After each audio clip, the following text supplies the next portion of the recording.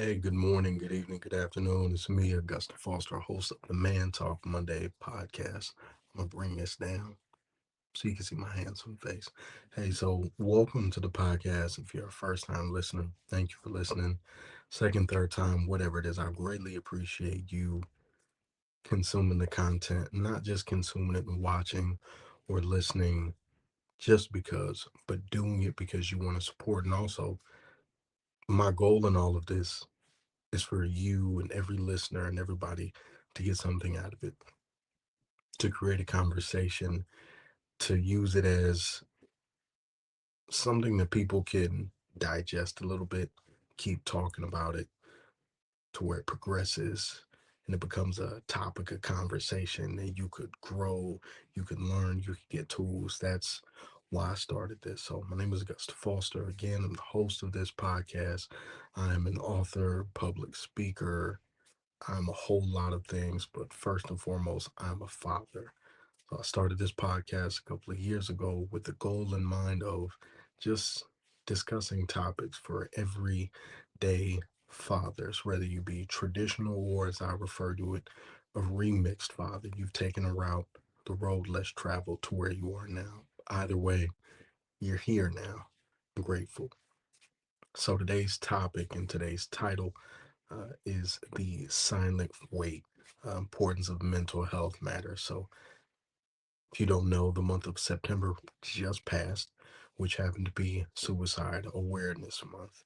And of course, always, if you know anyone who is showing signs of possible ideations or self harm, please get them the help that they need. Reach out. I always say the text message or phone call that you make, that engagement could quite literally save someone's life. So, the reason I wanted to talk about mental health on today's episode primarily was because from 2023 to now, there has been an increase in the suicides of men, so much to a point that specifically in my community, the African American community, or anybody who would be termed quote unquote as black, which check on your census, they've had to now, they've seen the number increase to a point where they've now lowered it down to even identifying the ideations as young as 10.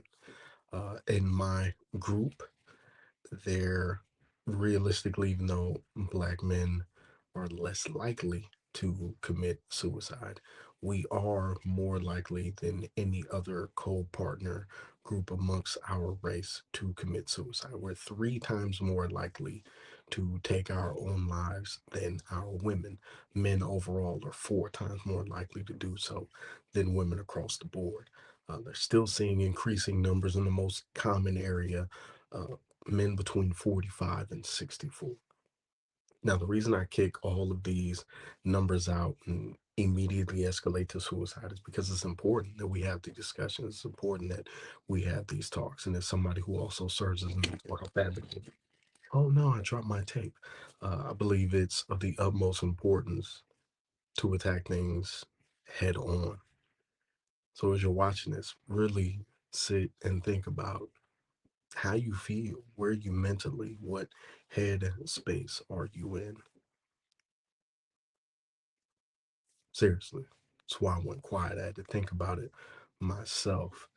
The reason I think about it myself is I'm at an age now where at nearly 40 years old, I can comfortably discuss my mental health. I could have that level of vulnerability and openness, not just with my partner or my family. Like I talk with my fiance about it, it's her profession, and I could speak with her and I could speak with those close to me. But the real thing with mental health is being able to talk to myself. Like I had this moment where I realized, the importance of mental health, and I'm somebody who thoroughly believes that you can have theology and a therapist, you could have Christianity and a counselor, you could balance the two because God gave these specialized people. And I remember being at a very low point and God speaking to me and saying, you sought my face. Now I'm gonna send you to this face. I'm gonna give you someone to talk to. And that person has really great insight and it was helpful. And from that day, I became a huge proponent of supporting mental health. And in that, as I stated, like I've arrived at a point in my life where the stigma associated with expressing emotions has changed for me. Now, for me in my house, I grew up with a very old school father, very old school mother, grateful for the both of them and all that they poured into us. At the same time, I could look back and I never had a moment where I was told that I needed it to be hard and that I couldn't cry, that I couldn't express myself. Whether that was reckless emotions or being able to tear up, being able to sob, being able to have quote unquote emotional conversation with my parents. I never had it. So when it came to identifying masculinity, I never associated masculinity with not crying because even my father said it's cool if you do it. Just what are the actions you take after? Do you improve? How do you change that thing? All of that. He was always very encouraging. But for me, I saw the stigma was applied to other people, other young men who I knew, and it showed in particular areas, men who may have been more look for satisfaction or the answer, and they sought it in other means. We saw it in, whether it was gangs or sex life or that just in life, all of these mental health issues and the lack of expression and the lack of openness. And really, what it was being in a capacity where you had a mouth, but you were still voiceless. You were just speaking out and almost as if no one heard you. And I watched a lot of young men who I grew up with put themselves in real dangerous positions. And I look back and I recognize they weren't just doing this to do it, but this was their way to be heard. This was their way to be seen. This is their way to cope. And for a lot of them, that was the only expression they had because emotions wise, they weren't given that space. So I look at that and then I look at the common struggles starting from the youth up. And you look at numbers, recidivism rates, and crime. You could go race statistics, and I always view the totality of circumstances, the entire environment and upbringing, mother, father, single home, money, income, area, it all plays a role. Normally, we look at that with, again, recidivism, crime, education, but we don't often look at it from mental health. We don't often review the numbers that we should, where it goes. How does the lack of these things correlate to poor mental health? How do these common mental health issues, like these struggles, why do they consistently show up in certain groups of men or in men overall as a whole? And again, it's attributed to a lot of it, the root cause. I'm a huge fan of figuring things out, like Lean Six Sigma and root cause analysis, big root cause analysis guy. And I will always say, you look at an issue, you keep looking, you keep looking, you keep digging, you keep investigating. And for a lot of these young men, you look at the root cause of these mental health struggles, and it begins in the youth. That lack of expression, that lack of the ability to be vulnerable or open. Then you look at the correlating numbers, how the single parent household, income, etc. But I would challenge you to even look at people who you know in your life. For a lot of the dudes who I knew growing up in the neighborhood, if they grew up in a household where they weren't able to voice that, they weren't able to be quote unquote soft, if you will. I'll use the word now, I was toxic. I used to say soft, amongst other things, but now I can say open. For those young men who weren't able to be open, they were open in other ways. They were open in other areas and avenues that really reflected their home life, the environments they were in. And it's sad because now you see their struggle to have that openness. those honest conversations, that vulnerability. And where they lack that openness, it left them open physically, mentally, and really spiritually open to things that it shouldn't have. And that vulnerability is important. I describe vulnerability as, I think people construe vulnerability and transparency. I explained it. I was on a panel speaking for about mental health for Delta Airlines. And on the panel, I explained to them, I said, transparency is the difference between transparency and vulnerability is that transparency is something that you would find out, you could see after a while. Vulnerability is something you would not know. Transparency is you watch me, you see my movements, and you kind of put two and two together. You could go, hey, oh, well, there's this about him. Vulnerability is me giving you information you would have never found out if I didn't tell you.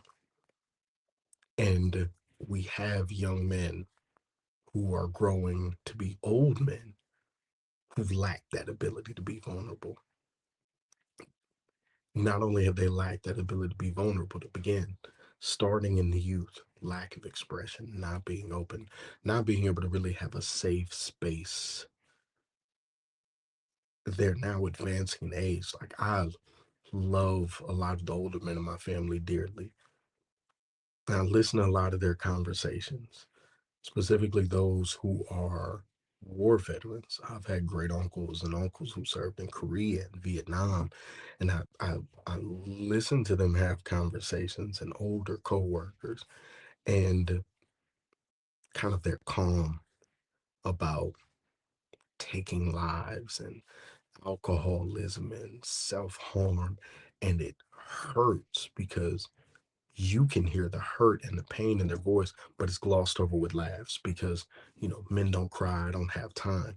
And we use jokes as band aids as opposed to seeking the face of God, as opposed to sitting down and having conversations like, hey, man, are you okay? I tell people the most common lie that men tell every single day is, I'm all right.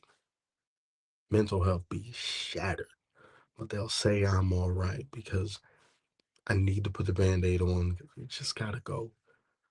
Where the thing that men say is we're wired to just push through, we're wired to figure it out. And that's partially true, but you're made in the image of God. Yeah, you're create and provide and be innovative, but at the same time, you're made in the image of God. You're not exactly Him. So you have flaws, you have imperfections. I think many times we fail to fall back on our faith. We fail to fall back on the tools readily available to us. I mean, I have conversations monthly with men in the workplace about not just their mental health, but hey, we have these free sessions that come with you working here. Are you utilizing them? Are you using the tools made available to you to where you can normalize these conversations? You can get the help you need. And oftentimes, still, for over 3 years of me asking this, the answer is still no. The answer to the question of how are you doing today? How are you coping? Is still I'm good, I'm cool, I'm straight. And my goal again, as I wrap this up with every single one of these episodes, whether it be about mental health, parenting, investment, co-parenting, life, whatever it is for every single person to leave one of these episodes thinking, you made a valid point. I need to reevaluate that. And in that, I want men to seek the help that they need. And when I say seek the help that they need, really it's not me speaking to the 40 or 53-year-old or 78-year-old veteran or 29 no, no, no. For a lot of the men, the help that you seek is for a trauma or an issue that's unresolved from so long ago that you've been band-aiding and covering and covering. And I used to paint with my dad, and you have to put a primer over. You got to do a nice coat for it to be a really clean job.